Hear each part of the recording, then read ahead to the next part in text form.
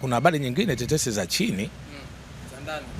Kuna tetesi za chini, huyo mtu anarudi, lakini katika kurudi kwake bado ndugu zetu Simba wanamtaka na wamemwekea fungu kubwa, ambalo fungu hilo litakuwa kwa Kena Pacome. Sawa bwana, wote wawili. Ili kwa sababu bado ziko katika chini ya carpet. Sawa hazijakuwa la official. Tuizungumzie kijujuu kama vinavyozungumziwa. Ni habari za mitaani. Kama kweli zipo, basi mimi naona kwamba viongozi wangu wajaribu kukaza msuli kidogo. Sawa kwa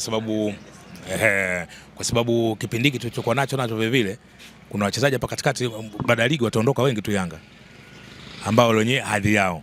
Kwa hiyo mtu Faisal atakuwa ni mtu muhimu sana ndani ya Yanga. Natumia bima pap kwa sababu inaruhusu kuweka TIN namba yangu wakati wa kununua bima. Inafanya iwe rahisi kudai vati kutoka TRA kwa kutumia hati hiyo ya bima. Uwezo wa kupata mkopo bwana. Hii inasaidia sana kugharimia mambo mengine ya uendeshaji hata kama bajeti inabana. Tumia bima pap kwa kupiga *150*51 alama ya